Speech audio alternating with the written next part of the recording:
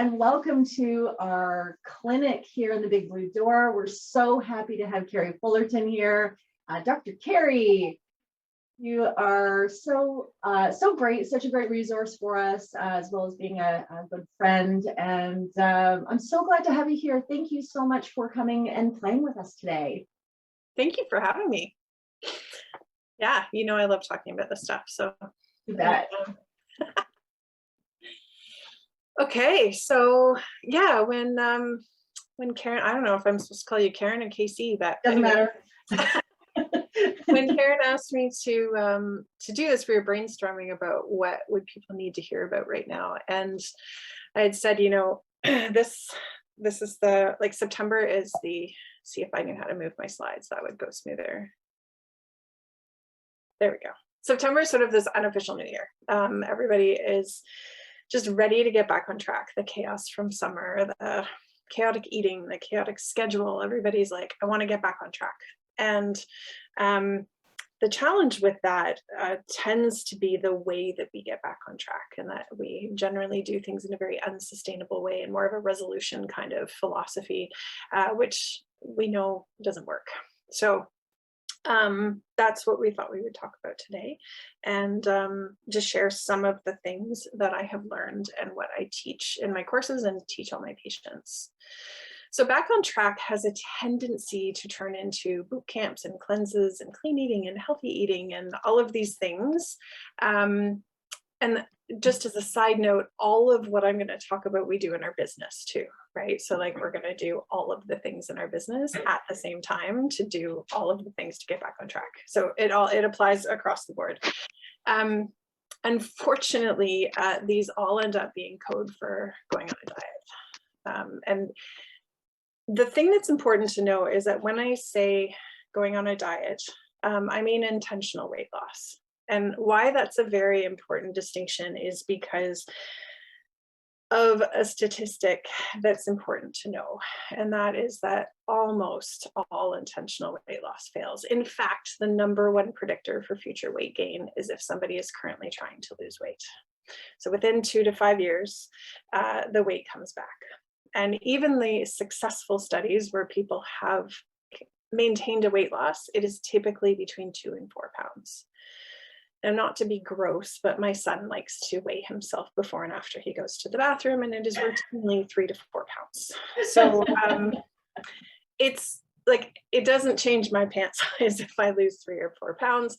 And there can be a lot of harm that can happen in the process of trying to lose that weight.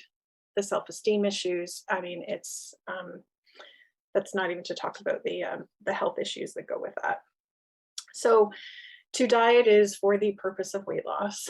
And the guiding question that I like to ask people is, would you eat this way and behave this way if you could have health measures come out of it, but you didn't lose weight?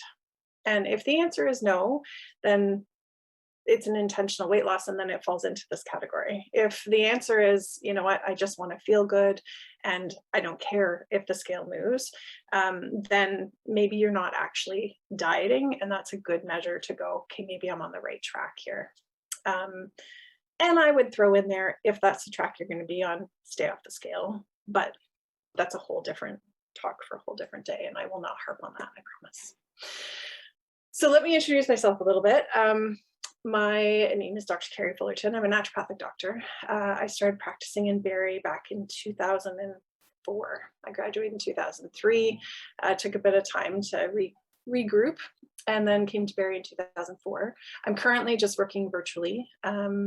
About 10 years ago, I really adopted the health at every size approach in my practice, regardless of the patient that was in front of me. And the anti-diet approach really came about, one, from my own up and down and struggles with eating disorders, and just constantly that, like, I like to say, I gained myself into plus sizes. That's how I dieted myself there. And I was watching the damage it was doing to my patients. And so I thought, okay, well, if weight loss isn't something that we can control and isn't something that seems to be sustainable, what can we work on? And so my entire approach is behavior-based. just in that, you know, yes, we're going to change your diet. Yes, we're going to work on moving your body. Yes, we're going to change your supplements. We're going to work on your sleep. We're going to do all of these things because they're behaviors within your control. And we're going to let your body decide what it's going to do with that. And this approach has been incredibly liberating. And most of the people, well, all the people that I work with, because they stick around for this approach, they get to define health on their own terms. And that's a pretty powerful place to be. So what came about was this question of, well, I guess in the about me, I could have shared a little bit in, you know, being an entrepreneur.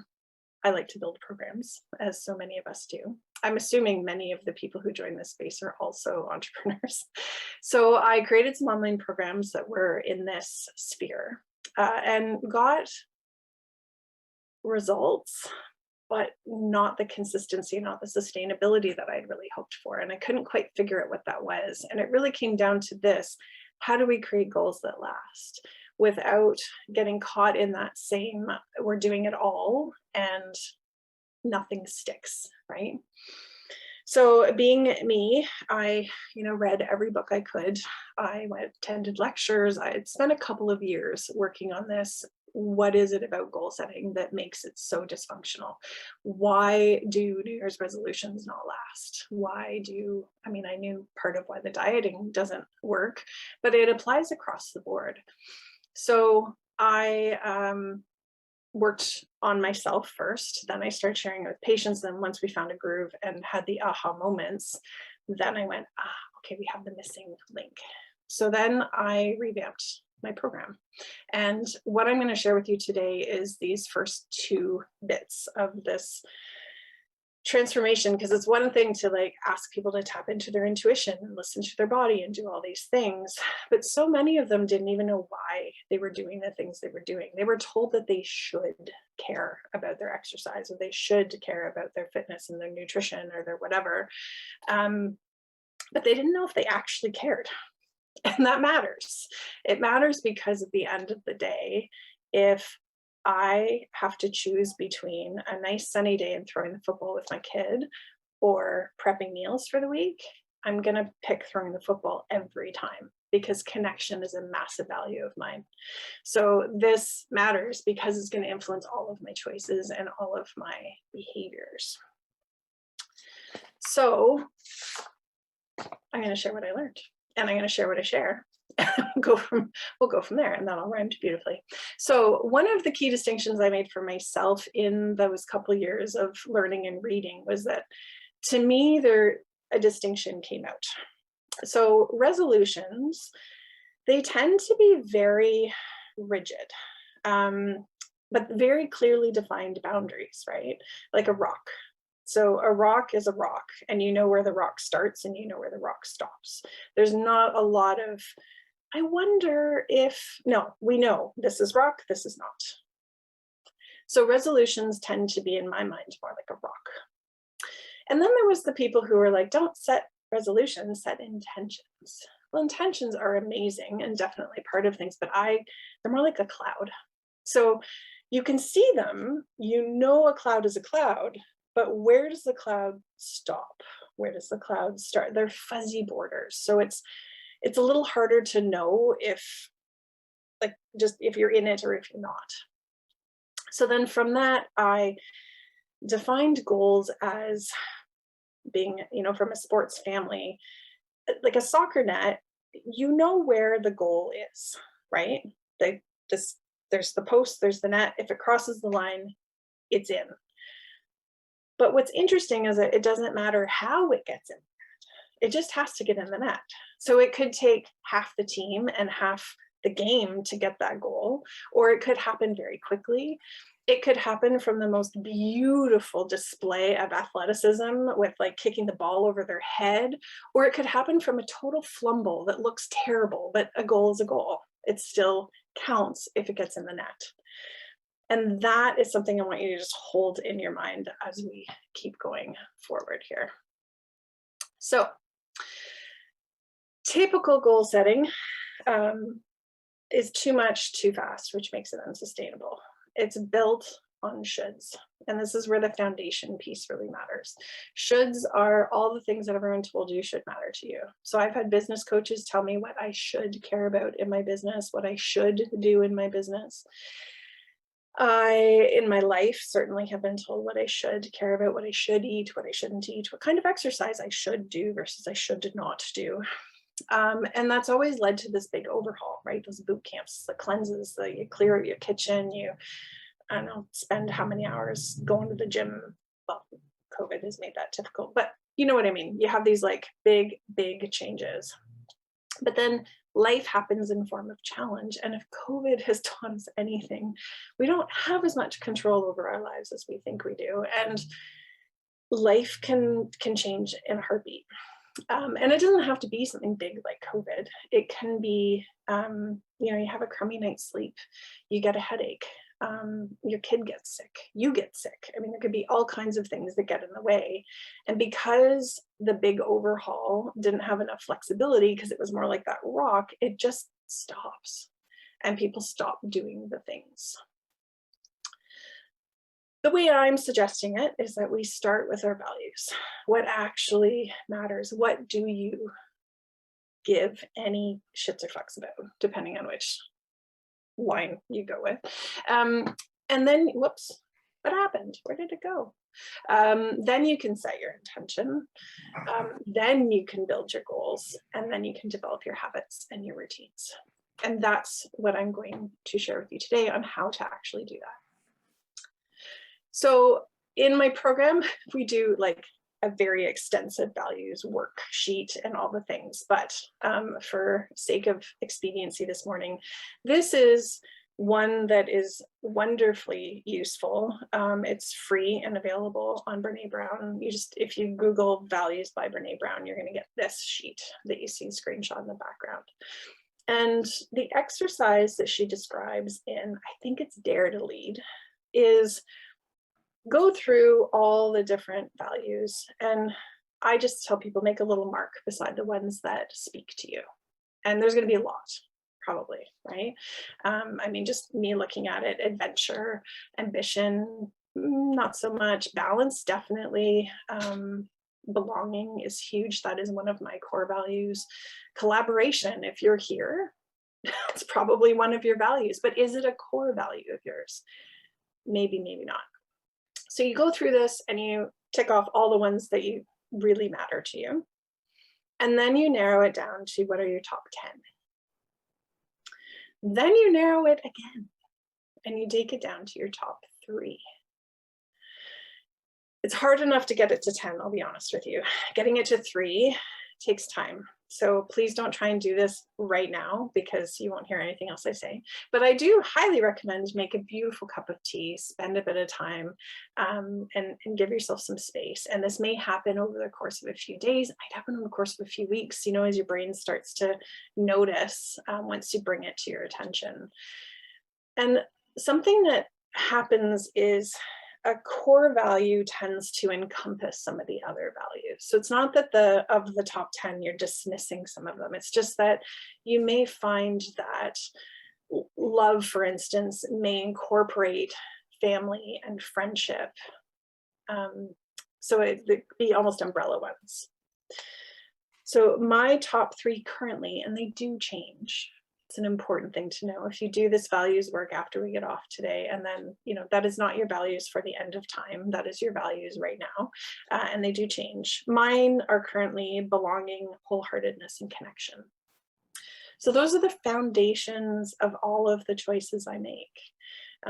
It helps me know what to say yes to and what to say no to. When people like Casey ask me to do things like this, her values are aligned enough with my values. And so I'm happy to be here. Whereas other people, I might not have time for if I don't feel like it aligns with those particular values. See, there's that update. I told you. Ding. Then you can set your intention. So once I have my values, so my intention for the last 3 years has been presence. It's just been the thing that I'm working on of what I really would like to be in my life, which is present. So when I'm here, I want to be with you guys. I don't want to be distracted by other things. When I'm spending time with my family, I want to be with my family. If I'm vegging out in the TV, watching TV, I want to just do that. I don't want to be working on my laptop, playing on my phone, doing the thing. I want to just watch a show. So that has been my intention for the last few years. And that just gives me, again, another guiding question of, is this aligned with my values? And does it bring more presence into my life? And so everything that I want to do can land and be redirected and fine-tuned with that. Makes the yeses and nos and decision-making so much simpler. So we all know the anatomy of a goal, right? SMART, specific, measurable, attainable, realistic, and time-bound. So the specificity bit is usually pretty clear, but not always, because the specificity of a goal may be something like, I want to lose 10 pounds. Well, and I mean, we can play with that goal, because how many people have that goal? A lot of people have that goal. Is it specific? Well, it is, but is it specifically something that is within your control? Because that's something that you can determine if it's going to get in the net or not. The answer is no. We've been led to believe that we have full control over our body weight, but we don't. Our body decides what it's going to do, and it changes as I enter my perimenopausal years. My body has a different idea than it did when I was in my 20s. So we want to make sure that the specificity does it get in the net, right? That's really what we're looking for. Measurable, again, does it cross this line? Attainable, we tend to trip up there a little bit. I am known for my loftiness. I think I can do a lot more than I'm capable of doing in a short amount of time. The realistic and relevant piece is another. Sometimes I remember one gentleman when I very first started my practice, he came in and he said, I need to lose 30 pounds. And I said, okay, again, I was not in the health at every size space at that point. And he said, but I want to do it healthily, and that's why I'm here, not a diet center. I said, cool. And he said, and I need to lose it by the end of the month because I'm going on a cruise. Sorry, nope, just does not fit, nope. And the relevant piece, again, is where I think the values and the intention comes in of, is it relevant? Does it matter to your life? Because if it really doesn't, then it's going to be very difficult for you to stay on it.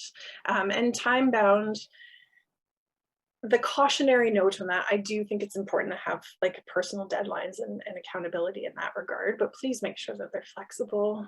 Everybody has to make adjustments, and we're going to talk about that as we get further into this, but it's okay to shift the date of a launch, or to shift the date of, I don't know, a run that you're going to do, or whatever it may be. It's okay. So as I've mentioned, sorry, it's the dog in the background. He's moving around.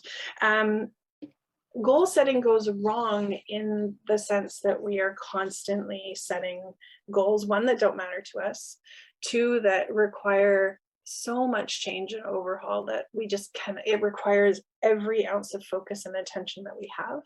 And then when life gets turbulent, there's no room for flexibility. And so then we abandon it. And that's what I see. And part of why I adopted this philosophy is I saw people abandoning incredibly healthy habits. They're eating more fruits and vegetables. They're moving their bodies more. They're doing all of these wonderful things, but their body isn't changing in the way that they thought it should. And so they stopped doing these health behaviors. And the health behaviors are the things that actually produce the health, whether or not it changes your body. So as we approach September, these are the things I'd love for you to keep in mind, both with your business and with your health goals, of how can you do this in a way that's going to last. So 3 steps: simplification, amplification, and then interruption. That is spelled incorrectly. And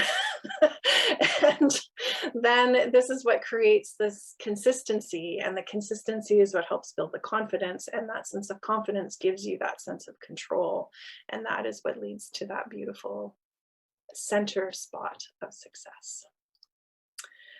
So another last distinction before we get into each of those steps, a habit and a routine are not the same thing.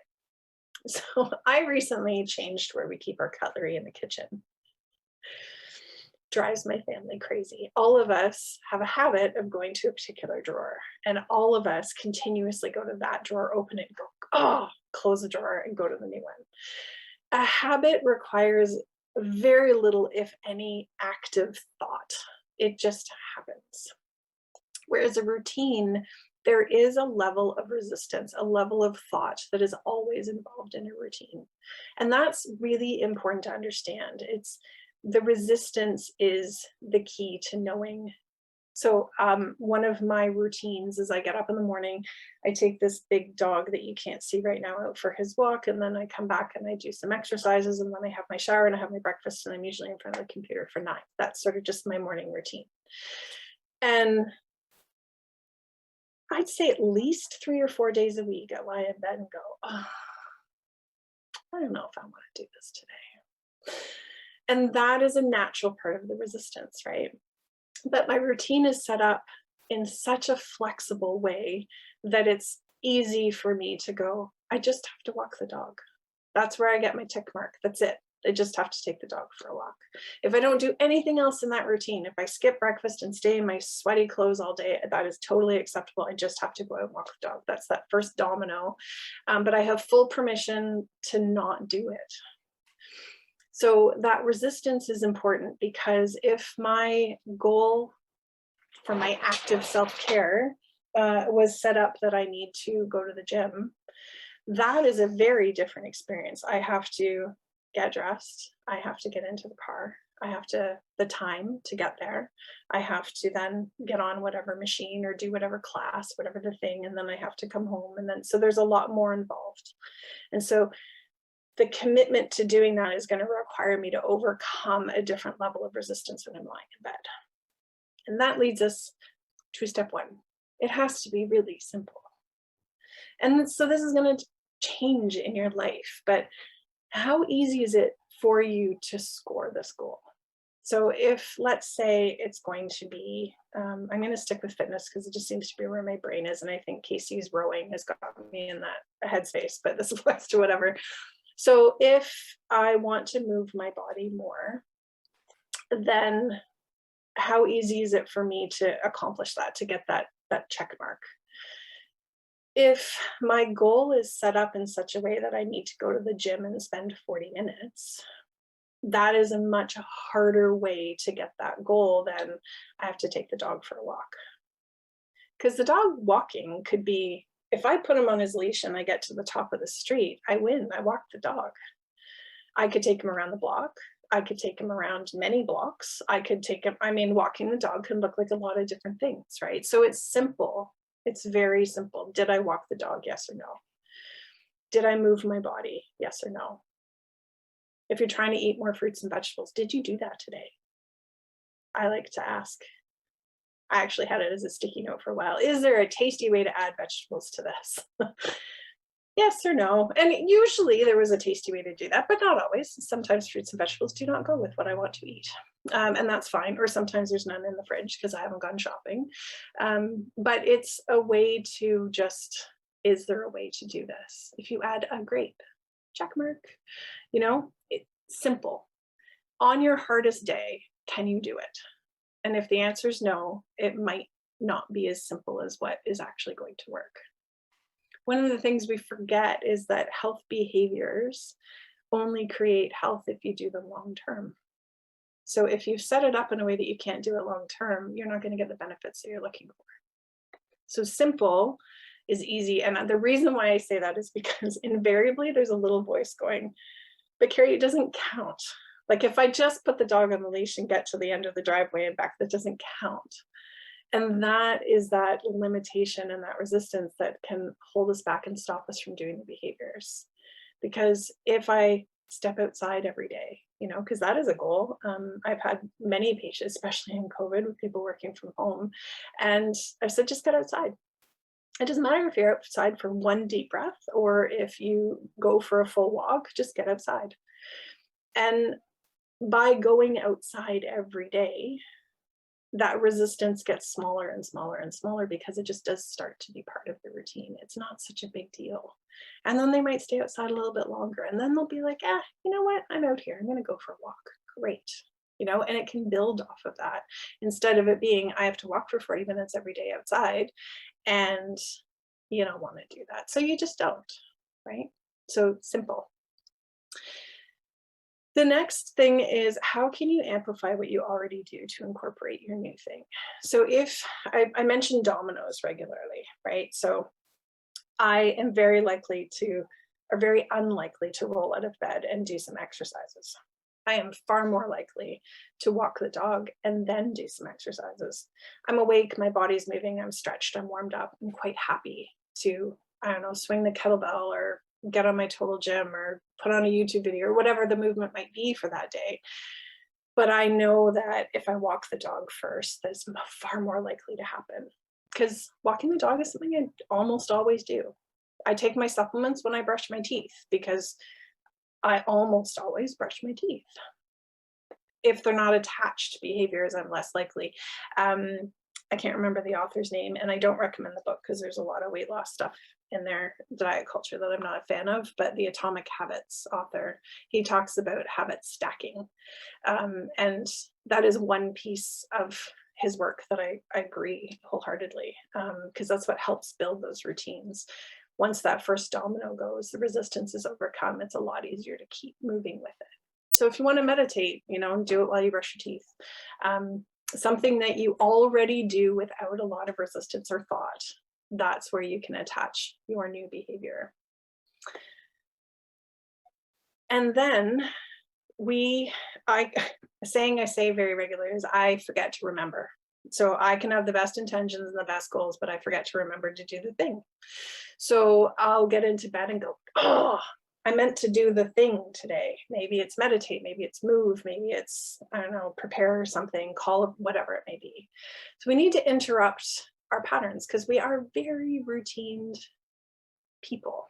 Even if we think we're like the rebels without any routine, we naturally, human beings, flow in consistent patterns. So our phones and our computers can be wonderfully helpful for this. In setting reminders. When I was teaching people how to do, like, to stop and breathe, you know, diaphragmatic breathing is just a beautiful thing, but it's easy to forget. So I would give them what I called breathing dots. They were not fancy. They were like from Staples. They were literally like stickers that were circles. That's it. They were a dot. And I would say, grab 5 of them and put them in places that you're not going to see all the time. So you don't want it on your computer screen because then it just becomes part of your thing. But maybe on the cupboard that you open every day to grab your teacup or something. And then when you see the dot, you just take a deep breath. 1 breath. That's it. If you're fighting with your husband, you open it and you see the dot, you go, hold on, honey, and you take a deep breath and then carry on fighting. It's fine. Just take the breath. But it's something that will tweak your memory that you intended to do the thing. So in the kitchen, if you're trying to create more fruits and vegetables, maybe you need to rearrange where they sit. Maybe you need to stick a note in your fridge to say, is there a tasty way to add veggies or fruit to this? It's something to just try and remember. I use my phone to set reminders very regularly. I routinely forget to eat a snack in the morning just because I'm a morning person. I'm more focused in the morning and I get very distracted and I don't hear my hunger the way I will later in the day. So I don't need to be reminded to eat at any other time of day, but in the morning, I need to just, an alarm will go off and then it's my reminder, oh, right, check in, am I hungry? And if I'm hungry, I go and have a snack. If I'm not, I don't. It's not a, you are required to eat a snack at this moment. It's just a, you tend to forget, did you want to check in reminder? And so that alarm goes off and then I carry on with my day. I don't know, I'm trying to remember how I started with exercising after walking the dog. I think I sat a kettlebell or a weight or something like at the front door when I went out to walk the dog. So when I came in, I would see it. I don't remember how it started, but I had to remember because walking the dog was easy, exercising was not. But you just find ways to interrupt your regular rhythm and see how it's going. So these interrupts can be all kinds of different things. You can ask other people to be your pattern interrupt. Just make sure you tell them how, and make sure that you trust the way that they deliver it is going to be welcomed. Because not everybody is, it's fine. It doesn't make them wrong. It's just, you know, my husband told me to relax the other day, and I said, whoever wants to hear that ever? Just no, unless I'm like chilling out on the dock and someone says relax, but that was not the context. Don't use that word. Anyways, interrupting patterns, figure that piece out. So that would be the next piece to the goal setting. And then the final one is to keeping score. From people recovering from disordered eating or eating disorders, tracking things can be very triggering. So if anything I ever suggest causes you mental anguish or harm, then it is not for you. And don't take it at face value. But tracking can be wonderfully useful tool as long as you don't weaponize it and use it to self-flagellate. That is not the point. The point is, if my goal was to move my body, if at the end of the week I take a look and I go, I did it twice. Depending on what my goal is, that may be perfectly okay with me, or it may be I intended to be a daily thing. Instead of giving myself a hard time, I can go back and go, okay, well, was the goal simple enough? Because clearly I couldn't do it every day. Or was it that I didn't have enough pattern interrupts? Was I just simply forgetting to remember, and that's where I need more reminders? And now I'm forgetting my steps here. Oh, right.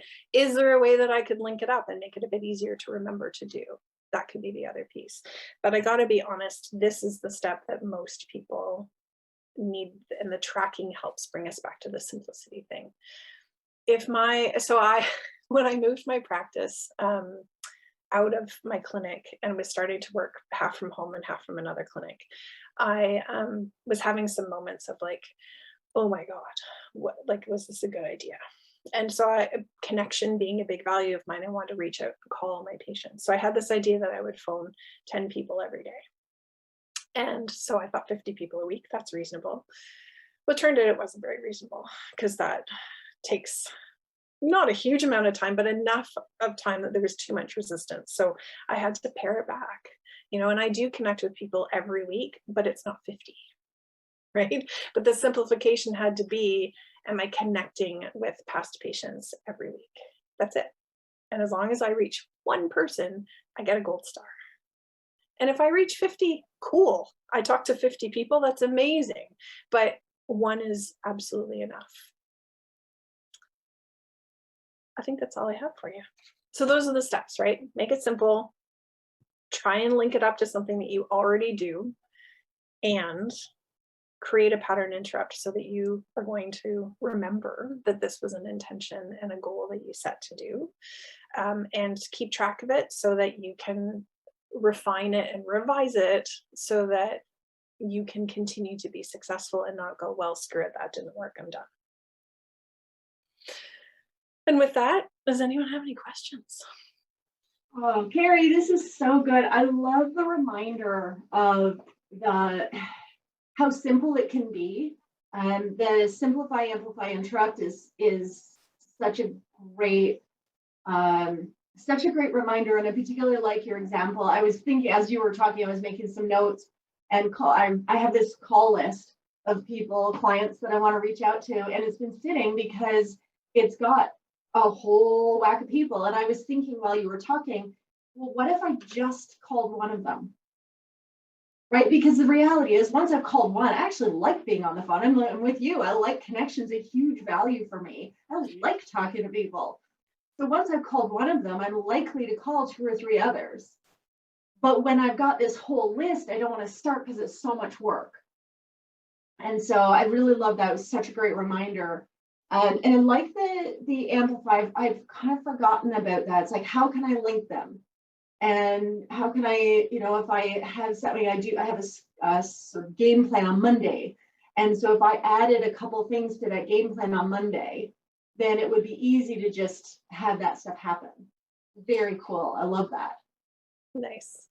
Yeah, I'm trying trying to teach my son this, where I'm like, okay, having breakfast in corporate, that's like the headline. And then under it, it means make the breakfast, eat the breakfast, put the dishes away and the food away, uh, and brush your teeth and swallow your whatever pills you need that day. Like that is, breakfast is 5 steps, not just physically eating. It's again, those dominoes, because then you're more likely to remember to do all the things if they happen all the time, right? That's awesome. Can you unshare your screen so we can see Oh, you? sorry, of course. No, it's great. It's just fun, especially when we're chatting. I love that. There we go. So what other questions do people have? Or questions or comments, anything that stood out for you? Yeah, Rebecca. I have a question. Kerri, this was so fantastic. Thank you so much. Like I was also taking notes and I have so many things. Oh, I didn't even put I went to all the trouble to make you guys a handout and then I didn't put it in. I'm going to put it in now. It's a little late, sorry, but that's okay. Sorry, I interrupted points in it. Yeah, I also loved the habit stacking and tacking on to routines that you already do. That's so huge, because we all have this idea that when we want to start something new, we have to start from scratch, and our brains don't really work that way. And the discussion about resistance, amazing. I think that's what it really all comes down to, is we all have this resistance, and in kind of mainstream health culture, they don't discuss that. It's just discussed that you should just push yourself through, but we're not actually talking about what the resistance is. Anyway, amazing. My question was, do you have any more suggestions on how to use your technology throughout the day to remind you of these things? Like, are there any apps that you like to use, or settings on your phone in a work environment? I want to try to set some more reminders for myself, but how do you do that in a way that works and doesn't just make them part of your background noise? Yeah, so that's a key one. Don't have too many that are going, right? So focusing on 1 or 2 is important. So I like to use the do not disturb function and the screen time and that kind of stuff, just so that, again, that was adding to my presence. I don't want things constantly pulling me away from what it is I'm working on or what it is I'm doing. So I have my phone set up that I can only access certain apps. I rearranged my home screen so I can't see if there's messages waiting for me. None of the notifications pop up unless it's on my locked screen, but then I keep it face down so I have no idea they're coming. There's no dings and bells and none of that. Yeah, the alarms are for things that I need to do in the moment. So like my snack alarm will go off in 45 minutes, and that is an actual noise that happens. Most of my other ones are they'll just pop up as a reminder. But I don't use any apps. I didn't find any that I loved. And I think that was just my own personal resistance from like, oh my God, another thing. So then I didn't want to do it. So I like it nice and simple. I still use sticky notes. I don't know if anyone's read the book Burnout.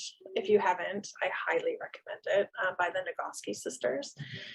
It's written for women and to help us understand why we don't put ourselves first and why we get burnt out. But I have a sticky note on my computer that says, have you completed the stress cycle today? And then in it, that means exercise, laugh, cuddle, cry, or music, because those are the 5 that will I'm like, oh. So I found lots of great comedians on YouTube. Sometimes it's totally inappropriate, but I laugh my butt off. And so I'm like, my stress response is complete. I'm good. So that stuff but sticky notes are still one of my favorites. Just terrible, but thankfully I don't have them everywhere like I used to. Because again, simplification, I'm not working on a million things at once. Awesome. One app that I've started using on my computer is called, you've seen it pop up, Rebecca, it's called Stretchly. And you can set how often it pops up, but it'll pop up, and I have it set for 15 seconds, and it will say, stretch your arms, stretch your legs. And 15 seconds isn't long enough to actually break my concentration, right? Like and you can turn it, you can ignore it if you're in the middle of something, but it's enough that I can go, oh, right, stretch my arms. Okay. And then I can just go right back into what I'm doing. And then I have it set for every 75 minutes to have a 5-minute break. and then like get my butt up, go stretch, walk, go let the dogs out, whatever. So that one I've been playing with. I've had it on for about 3 weeks and I'm really liking it. It's called Stretchly. Yeah, it's a what do you call it on Chrome? An extension. Cool. There's a book called The Power of Full Engagement.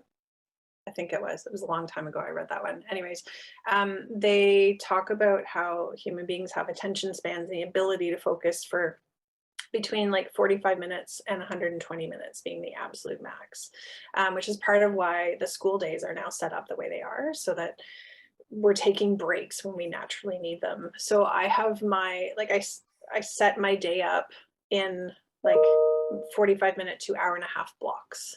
And then at the end of that block, I switch my attention to something else. And sometimes it's a physical break, and other times it's just I do something different. And so I'm sitting here, but I also have a standing workstation. And so I do certain things on this computer and other things on that one. So I'm going back and forth between them as well. But yeah. Cool. That's great. So sorry, I was late. I had only 2 hours sleep last night. But anyway. I feel for you. I had insomnia for years. It was awful.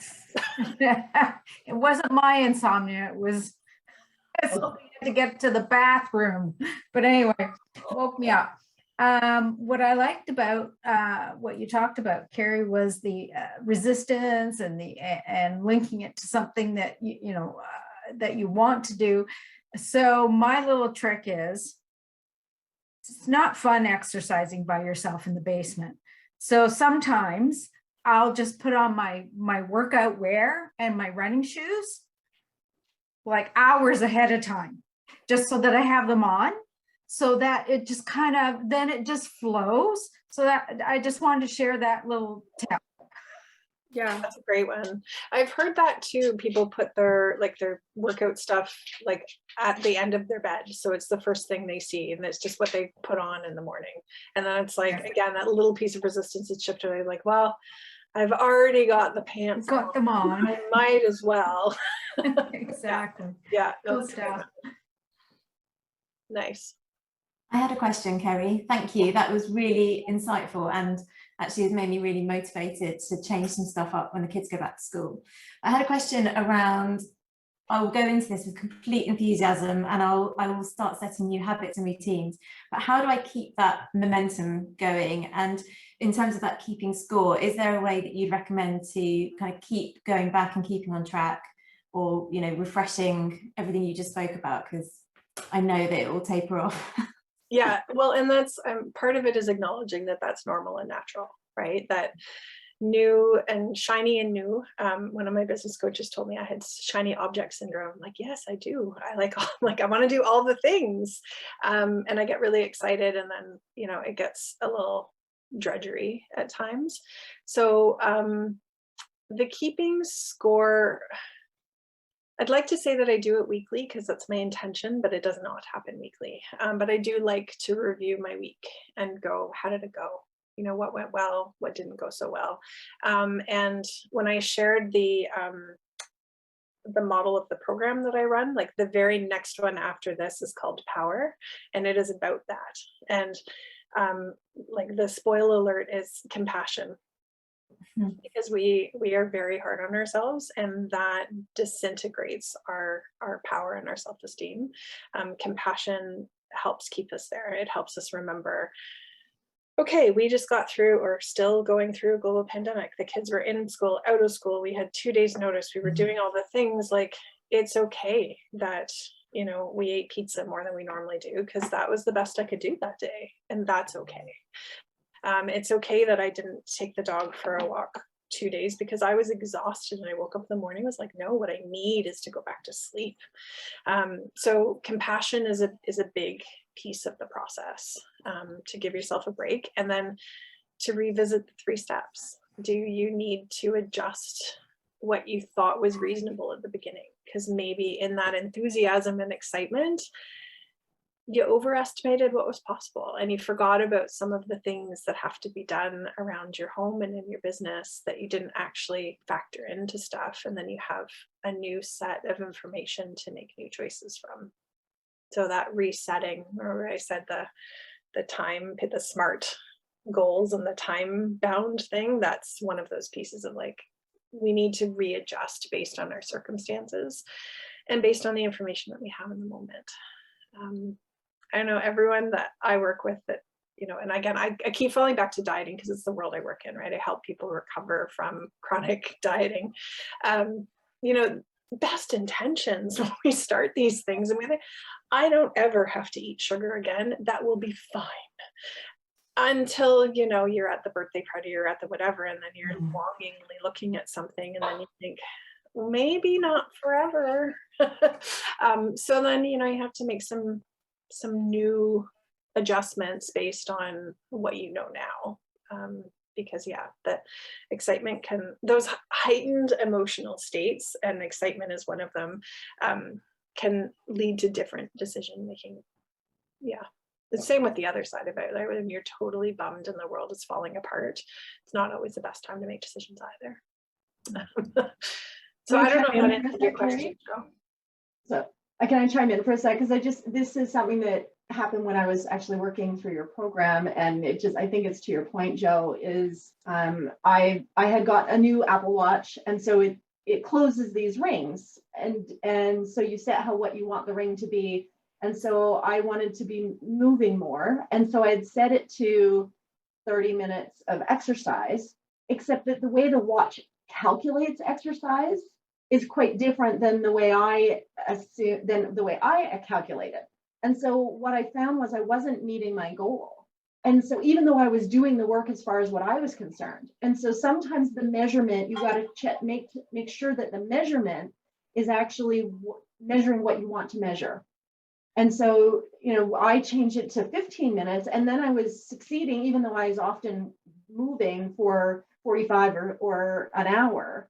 But I was getting that ring closed, and I was getting that sort of that feedback, which I wanted, because we all want the gold star, right? And so it may be that you assess the size of the task, and it also may be that you assess the measurement of it. Like, what are you actually measuring? Are you measuring that everyone sat down at the dinner table, or are you measuring whether everyone ate their dinner, right? Like, because sometimes it's not the same thing, right? Did you want, like, is it really about having family time, or is it about the kids eating? You know, so I think sometimes just assessing what are we measuring allows us to create that flexibility and that freedom. That's a really good point. Yeah. This is so awesome. Thank you. I know we've all had a chance to chime in. I don't know if you had anything you wanted to ask Kathy. I'm so glad you're here. I know you're listening in. If you don't, that's okay. I just wanted to make sure everybody had a chance before we wrap up.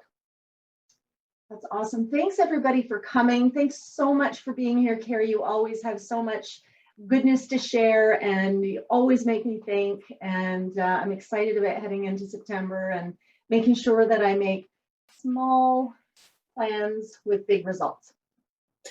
Absolutely. Yeah. Yep.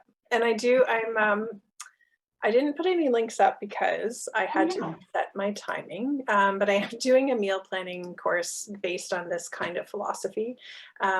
It's just stuff I share with patients and clients all the time, and just finally recording it, putting it together as a course.